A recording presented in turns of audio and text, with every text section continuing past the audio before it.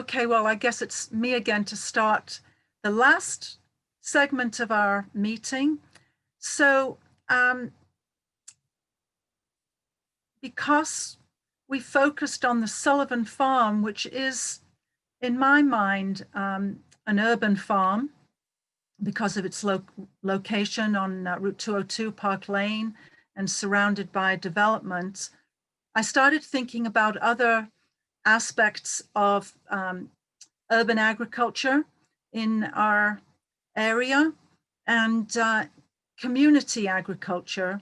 And then I settled on the idea of focusing on a few of the community gardens which are in operation in our county. There are many, many community gardens, but I selected 5. So I'm going to, we're going to move through 5 different gardens in turn. And we're starting with the Bethlehem Community Garden. I live in Bethlehem, and it seemed like a good place to start this topic. So this garden is known as the Sam and Dot Swenson Community Garden. It's located on the Swenson Farm Preserve, which is 125 acres of a former dairy farm, which was acquired by the town of Bethlehem a number of years ago, and is leased. The arable portion of the farm is leased to a local mixed farm, the March Farms. And many of you might know that farm because they have a lot of open days and pick your own fruits of all different types and vegetables.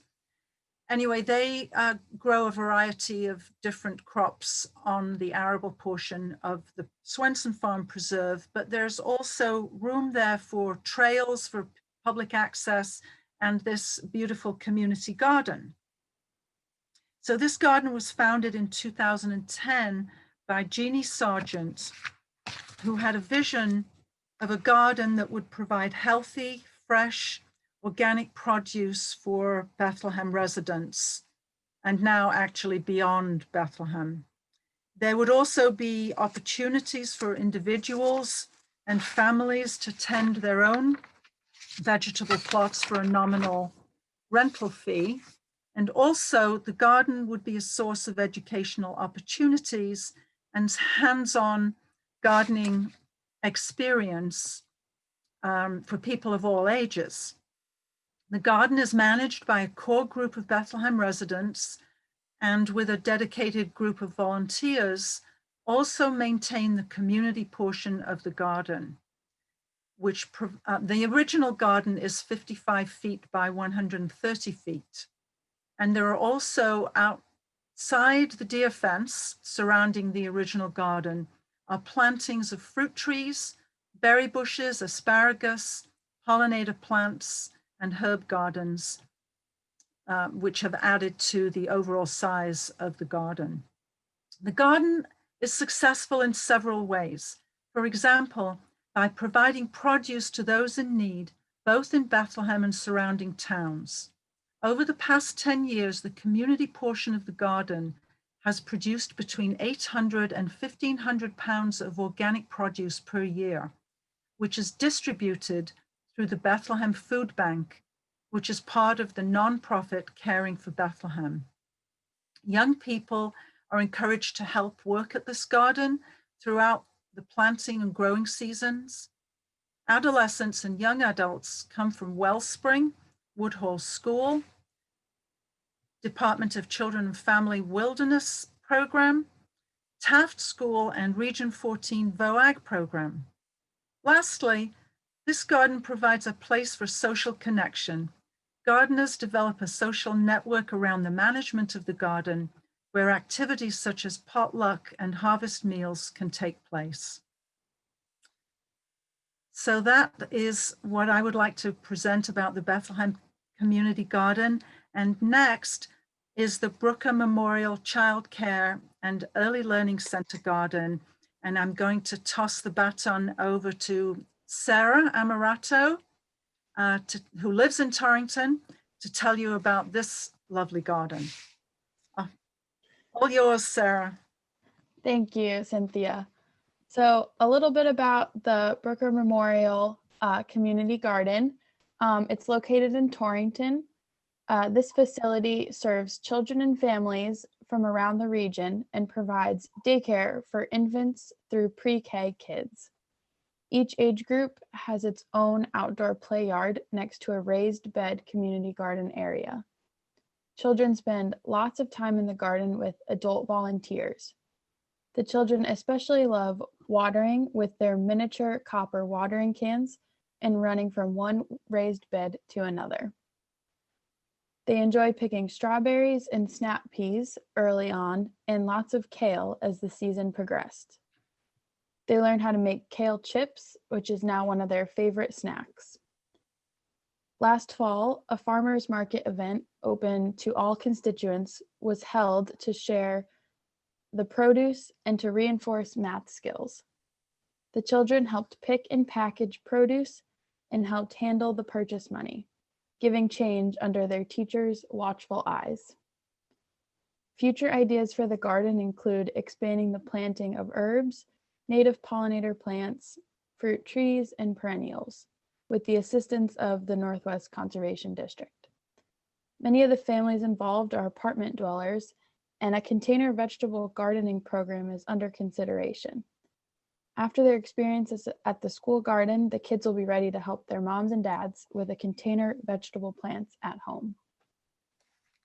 And I'm going to turn it over to Karen to talk about the Goshen Community Garden. Thank you, Sarah, but I'm going to interrupt just for a second, Karen, sorry, because I forgot to, at the beginning, mention that the person in the picture here is Kathy Coyle, who is the executive director of the Brooker Memorial Center, and she is on our meeting tonight. Welcome, Kathy, and thank you for showing me around the garden. Okay, Karen, sorry about that. Your turn.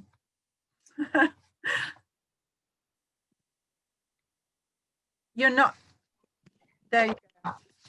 Okay. I'm going to wait for I'll wait for.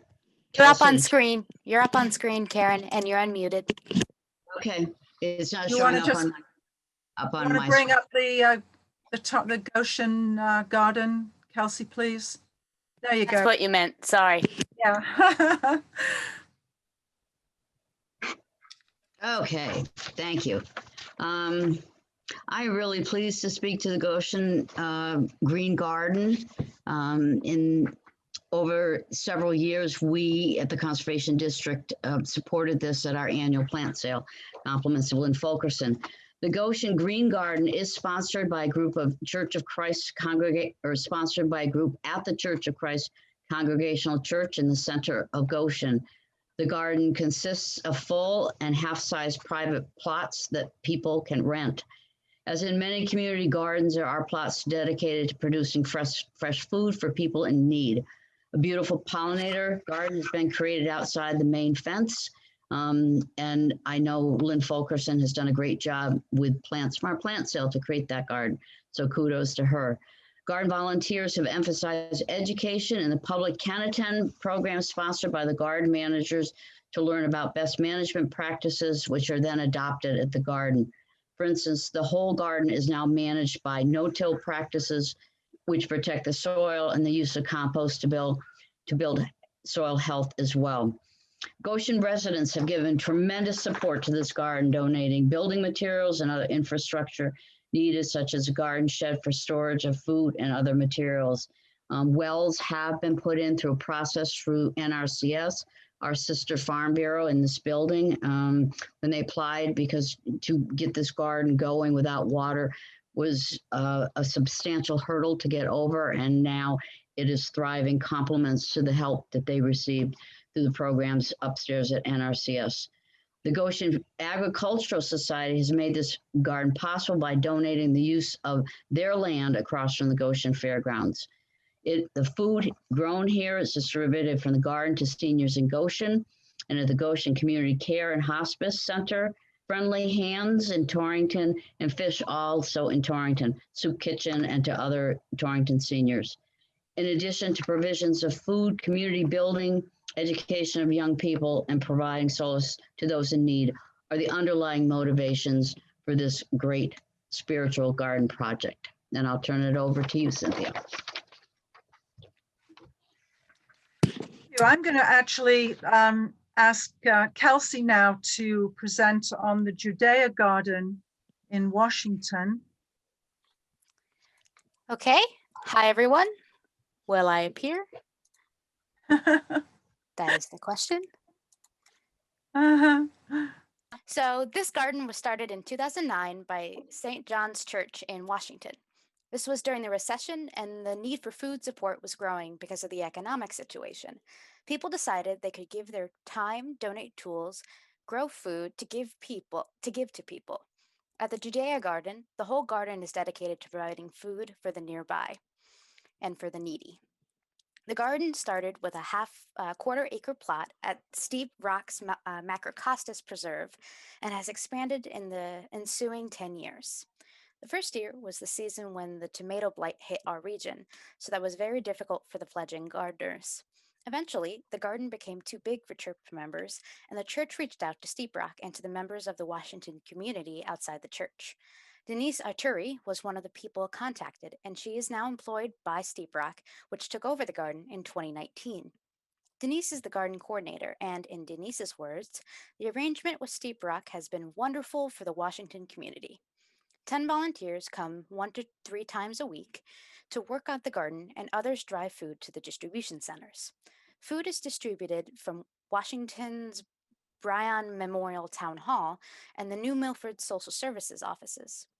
Surplus produce is now shared at Washington, Torrington, and in Waterbury as well. With community help, the garden continues to grow.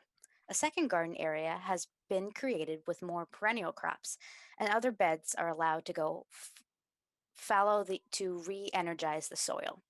The use of cold frames, row covers, and low tunnels allows the harvest to be extended from April through November, and new ways to increase efficiency and production are being explored. Thank you. Okay, so now lastly, the Litchfield Community Garden. This garden is made possible with the support and generosity of the Litchfield Land Trust that makes land available for the garden, and the Litchfield Community Center for coordination, oversight, and management of many aspects of running the garden. The garden is located on the Graham Thompson Preserve of the Land Trust, across Route 202 from the Litchfield Community Center. The garden is open to all residents of the boroughs of Litchfield, Bantam, Northfield, and Milton. All the plots at this garden are for private use by individuals and families. The garden provides many residents with a way to supplement their access to fresh, organic food and a community of people that becomes like family. Potluck gatherings are held periodically. Many of the gardeners say that being part of this garden community this year has been a lifesaver when many activities have been closed because of the virus. The garden creates a socially distanced place to socialize while tending your plot. So that brings us to the end. And in conclusion, I want to say about community gardens, and this is just a smattering because they're all over. And these are just a few around Northwest Connecticut. These examples clearly demonstrate the important role that gardening in community plays. The gardens provide food, healthy exercise, comradeship, and community building, education, safe activities for children and adolescents, and in many cases supports food security for people in need. Northwest Conservation District supports community agriculture, whether urban, suburban, or rural, and supports school gardening efforts as well, which we will tell you about in future meetings. I want to thank you all so much for coming to our meeting. I'm breathing a sigh of relief that I did not personally lose internet connection, which could very easily have happened, and that we didn't seem to have any technical difficulties. Thank you so much to Kelsey for handling that aspect, to Karen for all of her organization, for the awards and other matters to do with the business portion of the meeting, to welcome Sarah to our little group here at the little family at the district, and to everybody else. I hope you have a wonderful fall, stay healthy, and we look forward to seeing you next year, hopefully back with a dinner and happy hour where we can celebrate. Thanks, everyone.